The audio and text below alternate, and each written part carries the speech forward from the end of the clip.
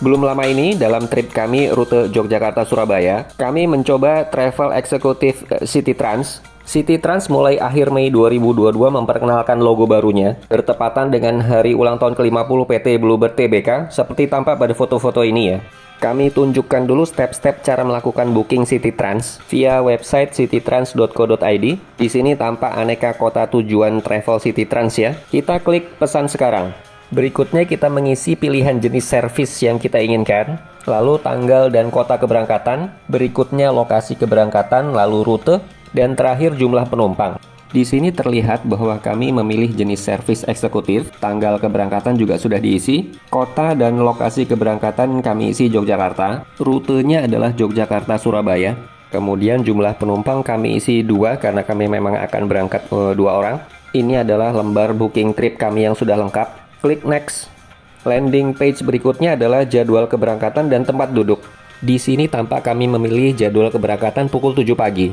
Sedangkan untuk tempat duduknya kami memilih nomor 1 dan 2. Lanjut lagi klik next. Berikutnya terkait customer information, kita isikan nama, email, dan nomor telepon. Lanjut lagi ke bagian pembayaran. Tertera di sini jumlah yang harus dibayar serta metodenya. Di sini City Trans mengkonfirmasi lagi booking detail kita. Jika sudah benar maka klik check out. Kemudian akan muncul QR code untuk pembayaran. Ketika itu kami pilih dengan metode GoPay. Setelah dibayar dan berhasil, maka kita akan terima notifikasi. Via inbox email juga ada notifikasinya ya. Akan masuk ke inbox email yang tadi kita input. Tak hanya di situ, ternyata kami juga langsung terima WA dari customer service-nya City Trans. Ini adalah bukti bookingnya. Bisa kita tunjukkan langsung saat keberangkatan di pool atau lokasi keberangkatan yang kita pilih. Oke, pada hari H sekitar pukul 6 lebih kami sudah berangkat menuju City Trans Pool Urip Sumoharjo. Naik taksi online saja seperti biasa. Dari rumah kami di daerah Sewon, Ring Road Selatan.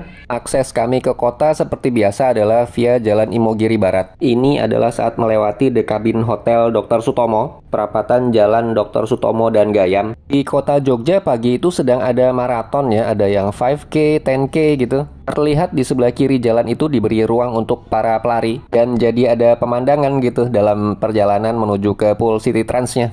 Oke, mudah-mudahan eventnya sukses ya. Dari sini tentunya melewati Gapura Danukusuman, terus akan naik ke flyover Lempuyangan, melewati rel kereta ya di bawah sana. Para pelari maraton juga ternyata rutenya melewati flyover ini. Mobil yang kami tumpangi melaju terus via Jalan Kusbini lalu Jalan Langensari. Terus ke utara via Jalan Tribrata. Ini adalah view saat sudah mendekati pertigaan Urip Sumoharjo. Di depan belok kiri, pool City Trans Jogja itu berada tepat di seberang Empire 21 Cinema ya. Atau berada tepat di sebelah kanan Gerai Tojoyo 3 Ayam Goreng. Lokasinya sih menurut kami cukup strategis karena berada dekat Malioboro, lalu Lempuyangan, Stasiun Tugu juga nggak jauh. Di sebelah kanan jalan itu ya, di depan, sudah tampak parkiran mobil-mobil travel City Transnya berjajar di depan poolnya. Kalau kami hitung saat itu total ada 7 mobil travel yang berjajar di depan pool. Udah siap jalan ini kayaknya. Berangkat menuju tujuannya masing-masing. View dari depan poolnya kurang lebih seperti ini ya. Di depan itu adalah Empire 21, seberang jalan tepatnya. Kalau di sebelah kanan bangunan ornamen merah ini adalah Tojoyo. Ayam gorengnya terkenal. Tapi pagi itu sekitar pukul 6:30 masih tutup. Oke, kami masuk ke dalam poolnya. Di luar sini ada ruang tunggu outdoor. Proses check-in-nya dilayani di counter di dalam pool. Prosesnya cepat banget, nggak pakai ribet. Cukup menunjukkan bukti booking yang tadi dikirimkan via WA ke kita ya. Snack diberikan kepada kita di dalam kantong kertas. Semangatnya go green juga kayaknya ya. Di dalam counter indoor ini juga cukup banyak advertising, cara booking lalu diskon. Juga ternyata ada layanan kirim paket dengan City Trans loh. Sebagai informasi aja, mana tahu dibutuhkan. Berikut kami tunjukkan suasana bagian dalam pool City Trans Jogja Urip Sumoharjo. Tadi terlihat ada charging points ya. Ruang tunggu dalam ini full AC dan nyaman. Tersedia kursi untuk sekitar 12 orang. Pagi itu selain kami berdua, hanya ada 2 penumpang lain yang juga menunggu di dalam. Saat high season suasananya mungkin berbeda, lebih crowded. Kalau di dalam sudah penuh, ya kita bisa menunggu di luar. Bagian dalam pool ini tentunya no smoking area. Kalau mau merokok ya bisa di luar. Secara keseluruhan pool ini tampak representatif ya. Oh iya, tadi saat check-in kita juga akan diberikan semacam tiket hard copy seperti ini. Tercantum harganya juga, jadi bisa menjadi semacam kwitansi. Kami tunjukkan bagian dalam pool City Trans Jogja ini ya. Ternyata ada musolanya, walaupun terbilang kecil banget, tapi ya lumayan sekali karena kita bisa sholat sambil menunggu keberangkatan. Jika jam keberangkatan kita itu bertepatan dengan menjelang waktu sholat gitu. Terpantau bersih juga kok musolanya. Kalau di ujung ruangan sebelah sana terdapat toilet. Tergolong bersih juga lah untuk ukuran pool travel. Tapi saat itu sepertinya hanya bisa untuk buang air kecil. Karena pada klosetnya terdapat tulisan sedang rusak gitu. Anyway, ini sih udah bagus banget bagi calon penumpang bahwa pool travel ini punya toilet dan musola ya. Menjelang pukul 7 pagi, itu waktu keberangkatan pertama, semakin banyak calon penumpang yang berdatangan. Langsung check-in saja untuk menukarkan tiket, lalu mendapatkan snacknya juga. Benar-benar menjelang pukul 7 tepat, sopir-sopir mobil travel yang sudah bersiap di luar mulai masuk ke dalam. Semua memanggil calon penumpang yang akan naik mobil travel jurusannya. Demikian pula dengan mobil travel kami tujuan Surabaya. Ini mobilnya. Yuk kita lihat dalamnya bagaimana kondisinya ya. Tara, ini dia kursi nomor 1 dan 2. Ada yang sudah dadah-dadah di dalamnya. Terlihat bahwa tas kecil sih bisa diletakkan di depan jok kita ya. Berikutnya kita lihat snacknya seperti apa di dalamnya. Kantung kertasnya bagus ya dengan logo khas Bluebird. Di dalamnya kita dapat fitbar dan tricks. Jadi konsepnya memang hanya snack. Teman keletak-keletik dalam perjalanan lah. Selain itu juga dapat air mineral dalam botol. Secara umum snacknya sih memang minimalis banget. Seluruh joknya juga dilengkapi dengan seat belt. Saran kami sih kita gunakan ya seat beltnya untuk safety selama dalam perjalanan. Semua seat beltnya berfungsi baik. Jadi ya kita gunakanlah fasilitas yang sudah disediakan. Selain kami, tampak hanya ada seorang penumpang lain yang duduk di kursi paling depan. Jadi total bertiga nih, tapi mobilnya tetap jalan. Berasa semi-semi sewa mobil privat gitu. Kalau ditanya kondisi AC mobilnya gimana, ini dingin banget ya. Oke lah, ini yang jelas mobilnya terpelihara. Kulit joknya juga baik dan bersih. Faktor minus kursi nomor 1 dan 2 ini menurut kami adalah legroomnya. Seperti terlihat tadi agak ngepas satu sepatu gitu ya. Kalau mau agak lega bisa diletakkan di atas sini, tapi jadi agak nyerong. Kecuali pada saat sandarannya direbahkan, maka ruang kakinya akan terasa agak sedikit lebih lebar. Tuas untuk merebahkan sandaran ada di pegangan tangan sebelah kiri ini. Berfungsi dengan baik. Pada jendela terlihat kode mobilnya ya, CT705. Pada konsol atas terlihat kisi keluaran AC mobil. Apar terdapat di sebelah kanan yang ditunjuk itu. Kami sempat cek sih tekanannya masih baik. Dari kota Jogja, Travel City Trans ini mengambil arah Jalan Solo. Nanti akan masuk tol di Colomadu. Oke, karena kursi di belakang itu semuanya kosong, jadi kita coba duduk di semua kursi ya, supaya ada gambaran nih. Kursi nomor 3 ini kalau boleh kami sarankan sih ini enak banget loh. Karena terlihat di sini legroomnya paling luas. Di depannya kan nggak ada penghalang gitu ya. Ada cup holder pribadinya di sini. Bisa untuk meletakkan botol air mineral yang tadi kita dapat dari pool. Kalau di kursi sebelah kanan itu yang nomor 4, legroomnya tidak seluas kursi nomor 3 tadi ya. Terlihat di sini nih, karena terbatas oleh jok di depannya. Walaupun kursi nomor 4 ini juga punya cup holder pribadi. Selain cup holder, kursi nomor 3 dan 4 ini juga masing-masing punya kantong serbaguna di depannya. Jika tadi kami sebutkan bahwa kursi nomor 3 punya legroom yang lebih besar, sebaliknya kursi nomor 4 punya jendela yang lebih lebar. Jendela di kursi nomor 3 sedikit tertutup list hitam di bagian atas dan bawahnya. Outlet AC untuk kursi nomor 3 dan 4 seperti ini, berbentuk bulat ada di atas. Deret paling belakang berisi kursi nomor 5, 8, dan 6. Kursi nomor 8 ada di tengah. Posisinya kurang lebih ada di atas ban sehingga mungkin agak bergetar.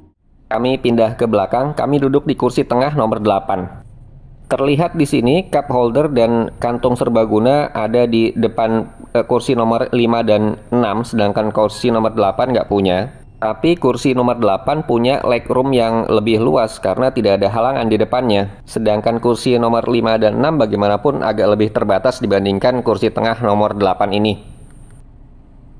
Terlihat juga kursi nomor 5 dan 6 punya tempat penyimpanan lain di sebelah kiri kanannya. Bisa untuk meletakkan handphone atau buku kecil. Di belakang deretan kursi nomor 5, 6, dan 8 ini terdapat ruangan bagasi. Terlihat tadi tas kami ya, kami letakkan di bagasi belakang. Hanya tas kami saja yang ada di situ. Ruang bagasi di Hiace ini cukup luas kok. Sedangkan jendelanya, kursi di sebelah kanan ini lebih sempit dibandingkan yang sebelah kiri. Untuk deret paling belakang, kursi sebelah kiri lebih bagus untuk melihat pemandangan. Deret paling belakang juga punya outlet AC berbentuk lingkaran. Di kursi 8 ada lampu penerang. View keseluruhan dari kursi nomor 8 ke depan itu seperti ini ya, cukup luas ya. Hi-Ace dengan total 4 baris kursi, tapi Hi-Ace ini belum jenis premium. Oke, Hi-Ace kami terus melaju. Ini adalah saat melewati kota Klaten, agak padat saat melewati lampu merah, tapi untungnya sopirnya sudah tahu medan ya. Jadi bisa ngambil jalur kiri atau kanan sesuai mana yang lebih longgar gitu. Secara keseluruhan, trayek Jogja-Surabaya ini memerlukan waktu tempuh 5 hingga 5,5 jam. Faktor penentunya itu sebenarnya trek dari Jogja sampai masuk tol di Colomadunya. Karena ini kan jalur jalan biasa ya, non-tol. Kadang di jalur ini tidak terprediksi. Kalau pas tersendat ya akan sangat mempengaruhi waktu tempuh totalnya. Berikutnya kita coba fungsi charging yang ada di tiap kursinya ya. Yang kami coba adalah outlet charging di kursi nomor 1 dan 2. Berfungsi dengan sangat baik. Masing-masing outlet charging itu punya 2 hub. Satu hub itu 1, sekian ampere, yang satu lagi kalau nggak salah 2 amperan. Bisa pilih yang lebih besar agar lebih cepat juga waktu chargingnya. Oke, ini kami sudah tiba di Tugu Kartosuro. Belok kiri untuk menuju arah Boyolali. Masuk tolnya juga di sana. Kalau terus lagi ya bisa ke Bawen terus Semarang gitu ya. Oke, ini sudah belok kanan mau masuk tol. Dibutuhkan waktu sekitar 1,5 jam tadi dihitung dari saat mulai berangkat dari Pool. Not bad sih kalau untuk ukuran jalan raya Solo ya. Dilibas dalam 1,5 jam Jogja via Klaten ke sini ya oke lah. Kondisi jalan tidak terlalu padat saat itu. Tepatnya waktu menunjukkan pukul 8:23 saat Hi-Ace kami tepat akan memasuki pintu tol Colomadu ini. Kalau sudah masuk tol sih seharusnya perjalanannya akan lebih ketaker ya sampai nanti di Surabaya. Karena tol di Jawa Timur umumnya tidak sepadat di Jabotabek lah. Jadi biasanya akan terus lancar sampai Surabaya. By the way, di kaca mobil depan sebelah kiri itu ada CCTV. Tujuannya memang sebagai pengawas keadaan di dalam mobil. Inisiatif yang bagus menurut kami, supaya tetap tertib dan nyaman selama perjalanan hingga sampai di tujuan. By the way, ini kami sangat salut dengan komitmen City Trans karena penumpang saat itu hanya 3 orang tapi tetap jalan rute Jogja-Surabayanya. Kalau dihitung-hitung kan harga tiket per orangnya 195.000. Jadi 3 orang ya 600.000 lah. Berarti untuk biaya tolnya aja kan sudah sekitar 300.000. Itu belum solarnya. Tapi komitmen tetap jalan. Bisa jadi juga ada semacam subsidi silang dari perjalanan berikutnya pada rute yang sama. Ya nggak tahu juga lah bagaimana, karena masing-masing perusahaan kan punya strategi sendiri-sendiri ya.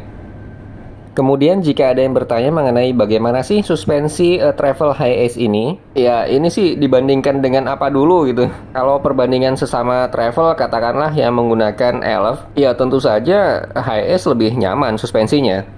Tapi jika dibandingkan dengan bis misalnya yang menggunakan air suspension ya kalah. Walaupun demikian suspensinya Hi-Ace itu untuk travel tergolong nyaman.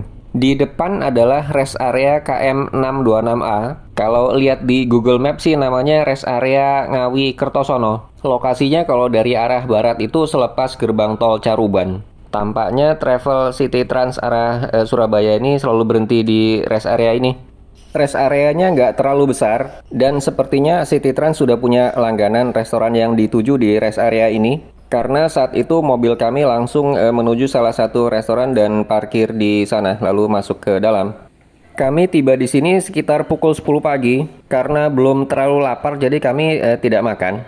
Hanya mencari jajanan saja di sini.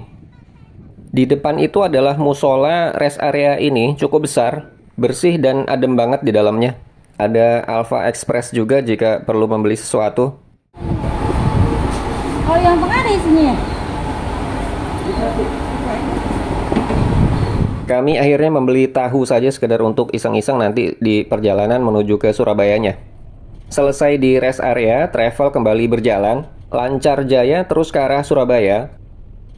Tiba di gerbang tol Warugunung itu sekitar pukul 11:30. Cukup tepat waktu ya perjalanannya. Kalau sudah tiba di sini sih hitungannya sudah sampai di Surabaya. Tidak jauh lagi sudah di Waru, lalu tinggal belok ke arah utara menuju pusat kota. Pool City Trans Surabaya sendiri berada di Jalan Kartini, kawasan pusat kota. Hitungannya sih hanya sekitar 3 kilo dari alun-alun Surabaya. Jadi lokasinya memang strategis banget dan mudah aksesnya ke mana-mana. Pada video tampak saat kami keluar tol menuju ke Bundaran Waru. Jam menunjukkan pukul 11.35 ketika itu. Ancar-ancarnya sih sekitar jam 12 nanti juga insya Allah tiba di Pool Jalan Kartini. Kalau ini saat melintasi City of Tomorrow Mall, pada rush hour di sini nih padat banget warga yang berlalu lalang ke Sidoarjo dan sekitarnya. Terus melaju di Jalan Ahmad Yani terus ke arah utara, melalui UIN Sunan Ampel, Geraha Pena, dan lainnya. Kebun Binatang Surabaya, Taman Bungkul. Oh ya, Kebun Binatang Surabaya terpantau padat banget saat itu, mungkin karena weekend ya. Hingga akhirnya kami tiba di Pool Jalan Kartini pada pukul 11.55. Total general 5 jam ya dari Yogyakarta. Secara waktu sih bagus banget. Dan supirnya juga nggak ngebut, biasa lah. Berarti aspek safety selama perjalanannya bagus. Tampak di video ini adalah Pool Surabaya Jalan Kartini. Secara keseluruhan, menurut kami City Trans ini recommended sebagai travel point to point karena waktu tempuhnya on time, pemilihan rutenya juga oke, pelayanan dan kondisi kendaraannya secara keseluruhan juga baik. Patut dicatat bahwa City Trans tidak menaikkan penumpang di jalan, jadi tertib ya. Pemilihan snacknya memang minimalis, tapi cukuplah untuk traveling jarak medium seperti ini. Demikian informasi kami, semoga bermanfaat dan dapat menjadi referensi. Goodbye.